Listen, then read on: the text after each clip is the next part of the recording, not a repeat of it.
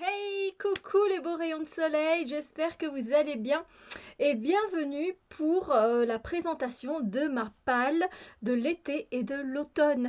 Ça fait bizarre de dire ce mot alors que à l'heure où je vous tourne, on n'est même pas encore en été, hein. Nous sommes le 18 juin, mais je ne sais pas quand vous verrez cette palle. Vous savez bien, j'aime bien me faire des piles à lire en fait maintenant. C'est vrai que ça me booste à avancer en fait dans mes sagas, dans les séries à mettre, à insérer du contemporain, puis après de mettre de la SFFF. Du coup, c'est bien, ça mélange les genres et ça me motive. Donc, je continue un peu de cette façon-là. Je trouve ça fun et sympa. Ici, ben, je suis dans le dernier livre, oui, je suis dedans. Je suis dans le dernier livre de la palle que je m'étais confectionnée pour le printemps et l'été. Et je suis contente parce qu'on est le 18 juin, donc voilà, j'ai presque fait rien qu'une saison. J'ai fait avec cette palle, j'ai presque rien fait que le printemps, presque, parce que je suis vraiment au début du livre. Mais voilà, le dernier de la pile à lire que je m'étais confectionné pour le printemps et l'été, c'est le deuxième tome de la saga des quatre éléments, Sanctuaire de Clélie Avitt, aux éditions Le Livre de Poche. Il y a 5 livres pour cette saga. J'en suis au deuxième et voilà, je suis vraiment au tout début. Et enfin, au tout début, où j'ai lu 68 pages. Et là, ça c'est mon marque-page qui accompagne. J'adore changer de marque-page quand je prends un nouveau livre. J'ai quand même encore, du coup, enfin, il fait plus de 600, il fait 600 à peu près, 635 pages, donc c'est quand même un beau bébé. Le premier aussi est un beau bébé, mais j'aime beaucoup. C'est voilà, c'est dans la magie, c'est avec la magie des éléments, c'est très intéressant. Il y a beaucoup d'infos, donc il faut le temps voilà, de prendre toutes les infos. Et je me souviens que dans le premier tome, j'avais mis des notes pour me rappeler les personnages, etc. Et heureusement, ça m'est revenu assez facilement parce que j'avais lu le premier tome au mois de novembre, au mois de juin. Et mais je m'en souviens, donc voilà, je suis plutôt contente parce que quand on laisse traîner comme ça, qu'on a beaucoup de sagas en cours, eh bien, c'est pas toujours évident. Mais ici, dans ce cas-ci, je vous conseille vivement si vous aimez la magie, voilà, la magie des éléments, etc. Et si vous aimez les artefacts, c'est fait pour vous. Alors, du coup, bah, on va aller du coup dans le vif du sujet. On va voir un petit peu, mais qu'est-ce que j'ai choisi? Je me suis mis devant ma bibliothèque qui est juste là, que vous ne voyez pas, et je me suis dit, hmm, quel livre vas-tu choisir? Et j'avais vraiment envie de mettre un peu de tout, mais c'est pas évident vu que mon genre de prédilection, c'est clairement la SFFF, hein. Du coup, c'était pas une partie de plaisir. Quand il s'agit de choisir comme ça, de se faire des pales, c'est vrai qu'on se dit, ah, je mettrais bien celui-là. Ah, celui-là aussi. Mais du coup, on se retrouve avec une palle immense. Et j'ai envie de rester dans des piles à lire qui sont convenables pour moi et où je vais pouvoir vraiment m'y tenir. Alors, ça ne veut pas dire que je ne peux pas changer l'ordre des livres. Ça ne veut pas dire que si j'ai pas envie de lire ce livre-là, d'en prendre un autre. Voilà, c'est quelque chose de très flexible. C'est pas quelque chose que je m'impose à la baguette, voilà, comme ça. Pas du tout. Donc je vous la montre. Et elle est composée de 1, 2, 3, 4, 5, 6, 7, 8, 9 livres. Les voici, je vais vous les présenter un à un, comme ça si ça vous donne des idées de lecture. Voilà ma pile à lire pour l'été et l'automne. Mais qui sait, peut-être que je les aurai finis pour l'été. Ce serait sympa. Du coup, je commence avec le premier que je me suis mis. Vu que je vais terminer avec, ici c'est de la fantasy, hein, clairement. Comme je vais terminer dans un monde voilà, que j'aime beaucoup, hein, je me suis dit on va mettre du contemporain. Et je me suis mis un contemporain, c'est le tome 2, c'est Geek Girl, donc le tome 2 de Holly Smail aux éditions PKJ. Et j'avais bien rigolé avec le premier tome. En fait, on se retrouve avec une jeune fille qui est encore à l'école, il me semble, mais elle est ado, 17, quelque chose comme ça, 17 ans. Et en fait, elle a une meilleure amie qui, elle, aimerait bien percer un peu dans le mannequinat. Et pour faire plaisir à son amie, elle va, je ne sais plus où exactement, un salon, de la mode, un truc comme ça. me souviens plus sa date, mais je me souviens qu'en fait c'est elle qui est choisie, alors que elle adore tout ce qui est apprendre, apprendre, apprendre, information, information. Est-ce que tu savais que ça fait ça, ça fait ça? Et du coup, elle se retrouve embarquée malgré elle à être mannequin. C'est pas que ça lui déplaît, mais ça lui plaît pas non plus. Dans le premier tome, elle est plutôt mi-figue, mi-raisin. Et la plume de l'auteur est juste géniale et je me suis bien marrée en fait. Et c'est pour ça que j'ai pris le tome 2. Donc voilà, là du coup c'est un peu plus court, hein. Pour le coup, je me suis mis 400 pages quand même. 402 pages, donc voilà. Si ça vous dit en tout cas, sachez que c'est vraiment sympa et que c'est sans prise de tête, que ça fait sourire, que ça fait rire et que ça fait vraiment du bien. Donc je pense qu'après un gros bouquin comme ça de 600 pages de fantasy, ça coupe, hein, voilà. Donc c'est ce que je me suis mis et ensuite je me suis dit que il fallait que j'avance dans mes sagas et je vais terminer une trilogie en lisant Rebelles du désert, le tome 3 de Halloween Hamilton aux éditions PKJ. Cette fois-ci, c'est la version, la grande version, elle n'était pas en poche. Je ne peux que vous conseiller, c'est de la fantasy orientale et qu'est-ce que c'est génial! C'est juste génialissime. On est embarqué dans ces royaumes orientaux.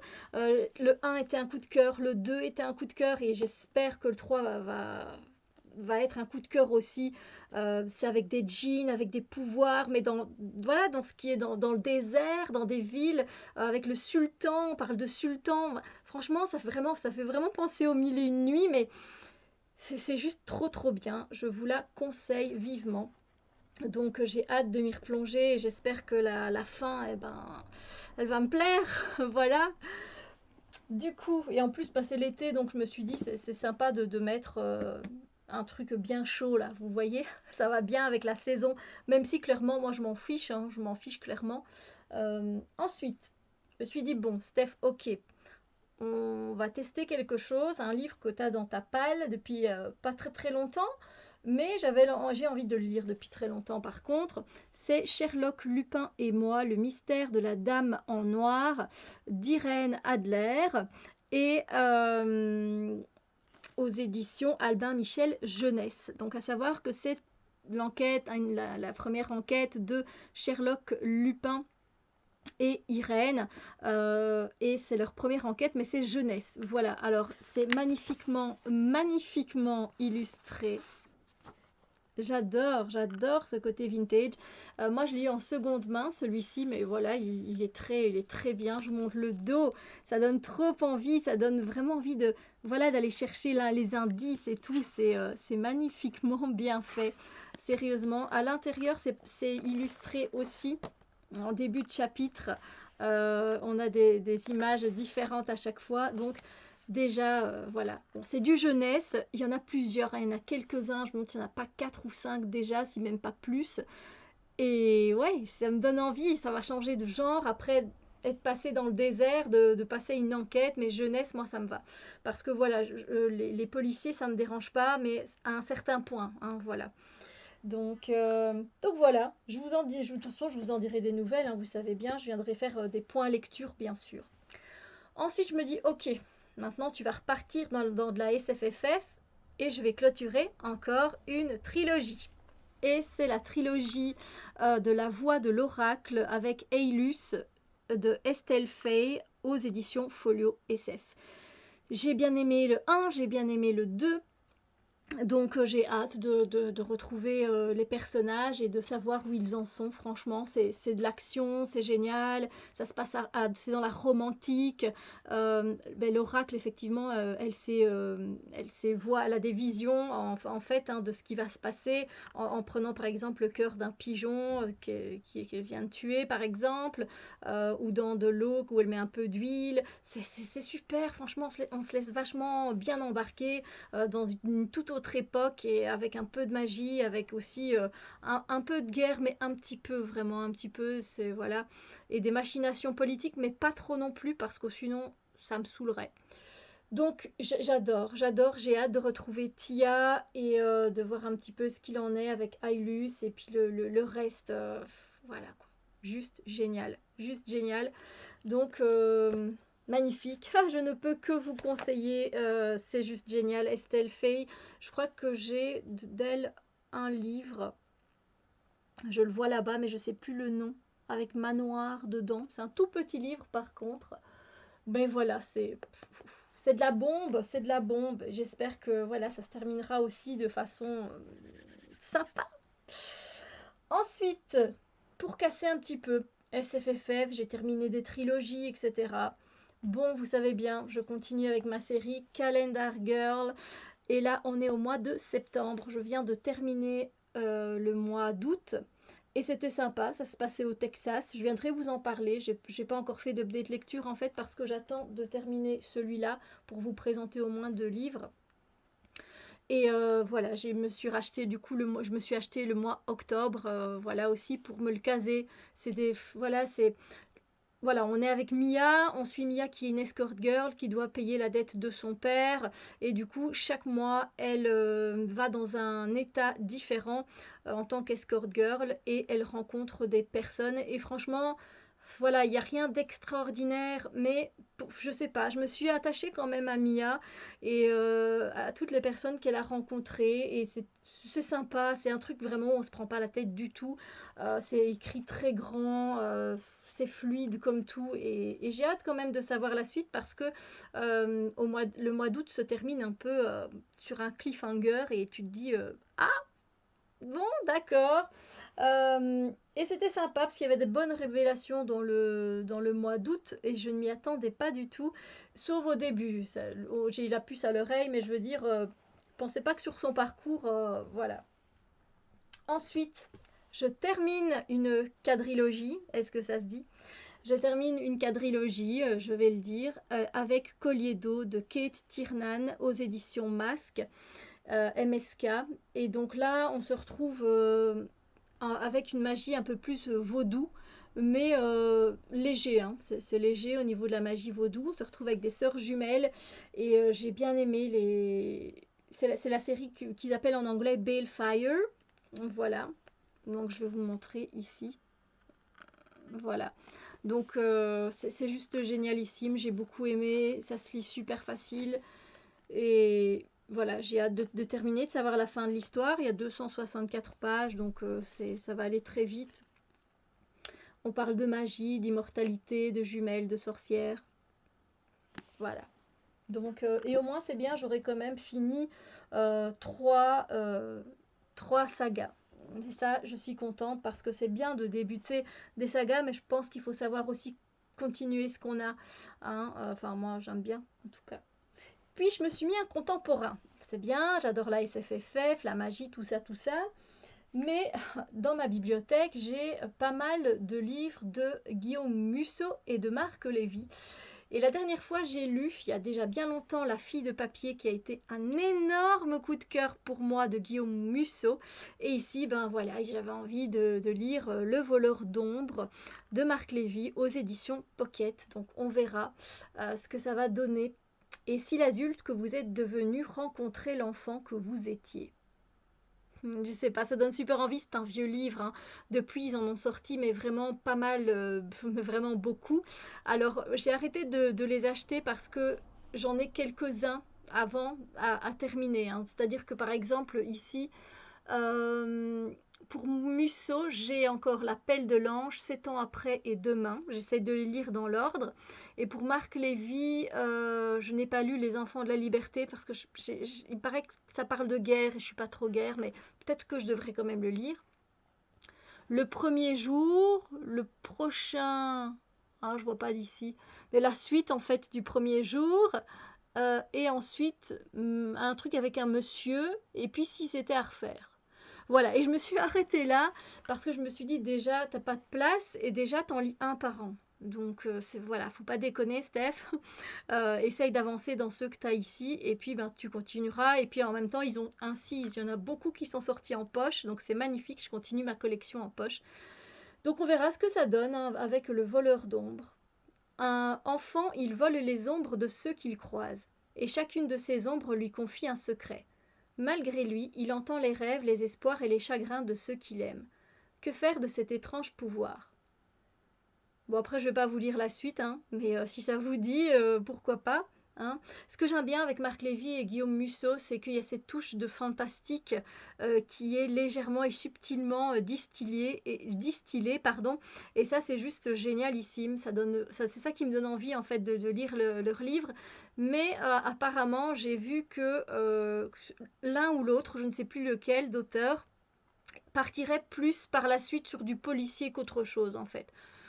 Du coup, bon, on verra à ce moment-là, hein, je suis pas encore là. Mais voilà, si vous avez, vous, des avis, et si vous pouvez me dire effectivement si ça part plus sur le policier qu'il y a moins de fantastique, voilà, ça me ferait plaisir, ainsi je sais ce qu'il en est.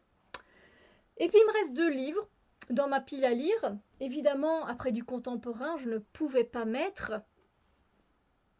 de la sorcellerie, de la magie, de la SFFF, c'était pas possible. Et il paraît que c'est juste génial. Donc, eh ben oui, du coup ça donne très envie. Donc c'est Ivy Wild,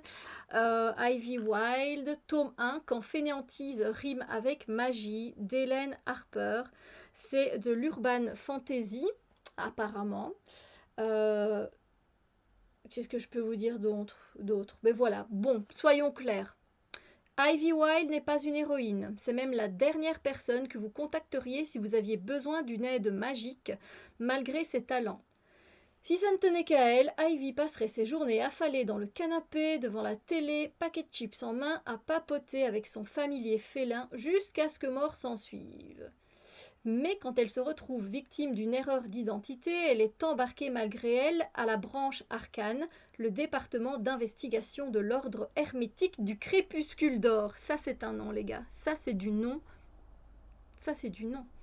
Les problèmes se multiplient quand un objet de voleur est volé au nez à la barbe des représentants de l'ordre, et le fait d'être lié magiquement à l'Adeptus Exemptus, Raphaël Winter ne fait qu'empirer la situation.